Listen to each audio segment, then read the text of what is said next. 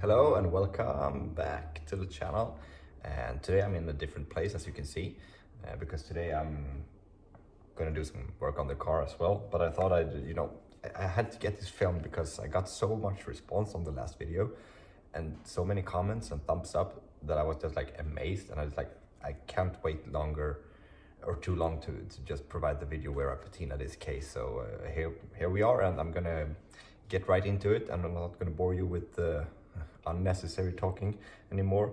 But I did some testing on the case, as you can see here. Let's see if we can get a good picture or a good image of it. I'm gonna turn the camera around down to the desk and so on, so you're gonna see. But I'm really stoked about this. It turned out real well. It's gonna be a great foundation to the natural patina that's going to occur with usage. So this is not like 1 year patina in one day. This is just to get things started, and then you're gonna use it for a month or two, and it's gonna get even better and better and better. But yeah, so let's get started. I'm gonna move the camera around. Okay, so this is maybe not the best angle, but we're gonna start with this one just to get an overview of everything we're going to use. So we have some 240 and 400 grit sandpaper. We do have acetone. We have wipes, disinfectant wipes, which is containing 70% alcohol. We have Q-tips, extra virgin olive oil, and the leather balm used in the previous video, and also coconut oil, or yeah, this thick coconut oil. It's not a liquid, it's like more like butter, coconut butter maybe, but I think it's called coconut oil. We have coffee as well, but that's not for the case, that's for me. So yeah, so I'm really happy with this, and I got, in my opinion, I got the best results using sandpaper and then treating the leather. But I will also show you how to use the alcohol wipes and acetone, because yeah, there are 3 methods, and I mean, they do provide a little bit of different, finish or look to them. But I'm a bit worried about using acetone alcohol wipes because it's very easy to apply too much. And underneath the leather there's plastic and there is glue. Acetone, I know, is harsh against both. Alcohol, I don't know, it depends on the glue, but I'm gonna show you just some samples where we use all 3 methods here. And then I'm gonna go and do like a time lapse where I do the whole case.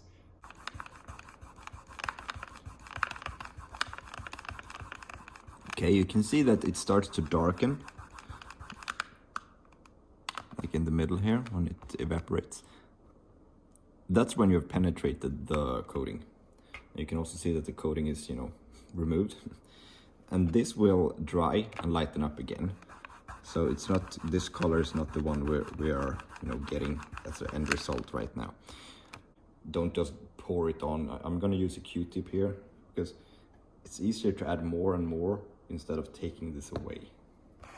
So let's see, let's go here with the Q-tip. You can see that the Q-tip actually gets colored as well. That means that the coating is once again removed by the acetone, same as with the alcohol. And you can see it's getting dark, which means that we have penetrated the dye, or the coating, I mean. Okay, now we're going over to the fun part with the sandpaper. Because I'm gonna use the 240 grit right now.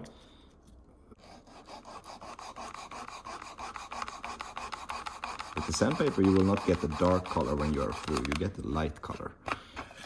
Because I believe that the leather underneath is actually lighter than the coating.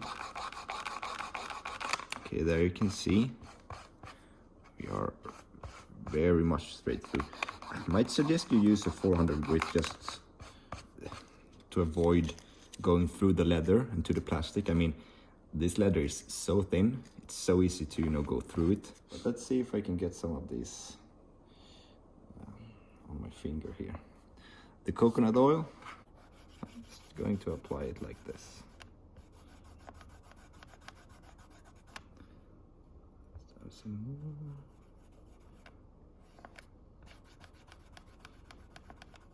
Might need to go a bit further with the other two, sorry. It looked like we penetrated it nicely, but I don't think we penetrated it as deep as we did with the sandpaper. Okay, like that. Let it dry just a bit more. What we're aiming for. So I'm gonna let it dry and come back in just a minute. So I'm gonna try to reapply some of the coconut grease oil thingy. I'm gonna do it with a Q-tip now so we don't smudge it all over.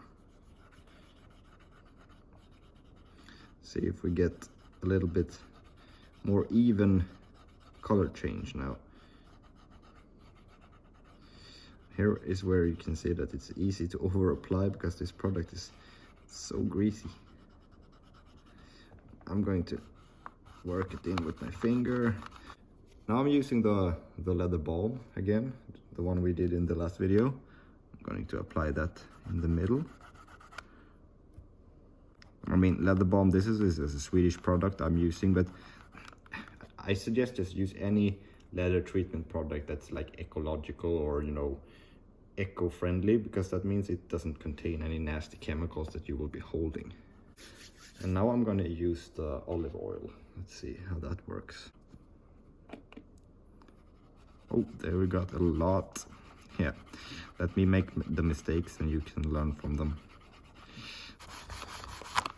Okay, we got really nice results. Here you can see that the coconut oil and the olive oil provided the most darkness, at least immediately. This might change. I think that these colors will lighten up because it's so much saturated. It doesn't saturate as much, this leather balm, but here you can yeah, I hope you can get a pretty good idea of the different techniques. And you can see that the acetone might not have done so much as the other ones, but it's probably because I was most careful with it, because it is a harsh chemical. But you can see that all these techniques work, but sanding is where I'm gonna go. And I'm gonna show you here, I did some sanding here, just now, when we were waiting for it to dry. And you can see that all the light spots, like over here, that's where the coating has been removed. And here we still have some coating. So it's really easy to see where you are completely through and where the treatment will soak into the leather later. I will try to avoid sanding the edges and doing them probably last. I'm going to go lightly over them because they are going to wear naturally anyway. So I'm just going to, if you sand on these, the buttons, you can see I hit this button a bit. It will turn silver because it's just a brown coating on them. If that's something you like, to have them look patinaed as well, go ahead and sand them. Otherwise, avoid them. But I will give you a time lapse now of when I'm sanding the whole thing.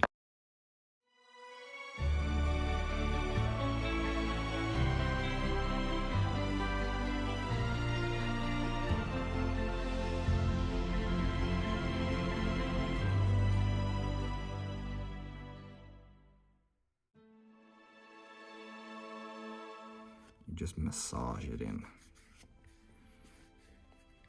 And don't be worried if you have like these patches. I think that looks great. And if you don't, go over with a bit of more sandpaper and apply your treatment and they will go away. But we have sanded so much that these will naturally go away after a few weeks of usage. I mean, the coating is, if it's any coating left, it's very thin and it's going to rub off from usage. Like that. Provide my treatment, and boom, it's darker.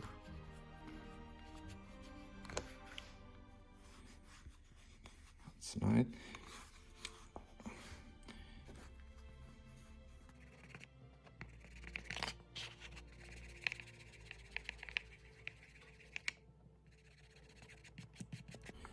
I think I forgot to mention this, but you don't really need to treat it at all. You can just sand away and then use it, and the sweat and oil from your hands will do the work. It's going to take a bit longer, but that's an option. But for this video, I wanted you to be able to get the patina you want right away, or at least almost right away. You can see here where we applied the coconut oil and the olive oil.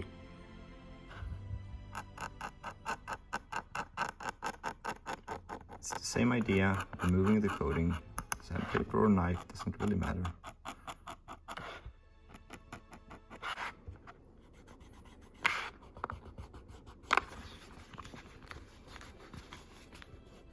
Okay, so the only thing that I'm not happy with right now is these two patches, because I used 3 different treatments, but that's what I'll do for you guys, so you don't do the mistake. The finish is a bit uneven. You can go on with the sandpaper again on some place where you feel like here is too light. Okay.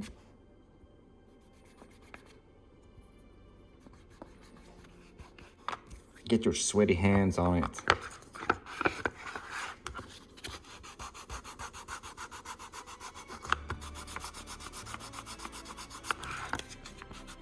I'm thinking this is starting to look real good.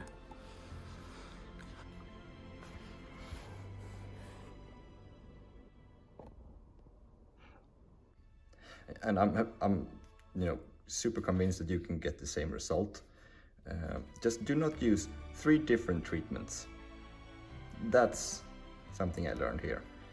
To me, this looks a million times better than the way it looked when I bought it and before I did this. So there you go, how to patina your leather case. And I really hope you've enjoyed it, and it was not just too much of a rambling video, but also a video where you learned something.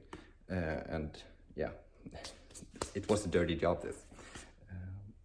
But I have a little bit of a teaser for an upcoming video too. I've actually ordered one of these MagSafe rings. I'm gonna show you when it arrives, but I'm planning to make my own DIY MagSafe wallet for the iPhone 12 or the 12 leather cases, so you can stick on here. And if everything turns out good, it's gonna be something I'm going to give away in that video. Just like, we'll take it in that video, but just for a heads up. So there's exciting stuff coming. And now I'm gonna, take care of the car, because that's why I'm in the garage. Okay, so I thought I should just share with you after a few hours. The patina has settled down, or the leather balm I used has settled down, and this patch here has been evening out a bit. So I'm really happy with these results, and this is really, a good start for the natural patina to come along with usage. And I'm truly in love with this, the textured look, that's not just an even brown case anymore. It got some, lines over here where it's lighter and some darker areas and so on. That's really what I was hoping for, so I couldn't be happier. This has turned out great, so I hope you like this video. And on the other video, someone actually commented after I filmed this video, but before I had time to edit it, that they had used a magic eraser with good results. So that's a pro tip. Try that. It's gentle and shouldn't damage anything. You just dampen it a bit and then go to town on the case. Leave it to dry and see how it looks.